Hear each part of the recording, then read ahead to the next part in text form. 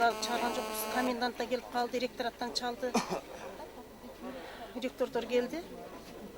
3-чү этажга чыгыңыз деди, кыздарды алып мен 3-чү этажга чыгып кеттим. 1-чи этажда фойеде комендант турду. Анан кайра ызы-чуу, атыш, таштар тие баштады. Анан крышага чыккыла сагыраак деди.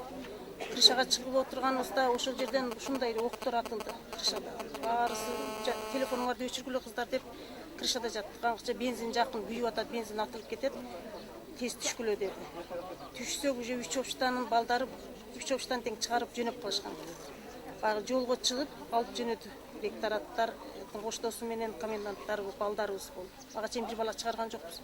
Чыккыла деп жаман сөздөр менен сөгүп, таштарды атып, ушинтип турду да. Ушу бирок Кудай сактады дагы, алып чыгып кеттик да эсен аман.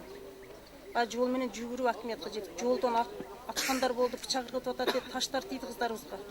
Жолдо тебеленип кыздар жатат, утур көтөрүп балдар жүгүрүп акиметке жетип бардык да, саат 3:30. Тебеленип таштар тийип атты кыздар. Канча жаракат алды? Кыздарды алып кетип атты ошо жерден эле больницага. Анан акиметтен саар менен эртең менен тынчыраак деп бияка алып келди. Канча кыз жаракат алды? Кыздар таш тийди. Мен өзүм давлением кармап, мени скорый менен алып кетишти. Бир таш тийген кыз барды, дагы бети сыйрылган милиция барып, скорыйдон укол жасап, кайра мени алып келип коюшту. Ошо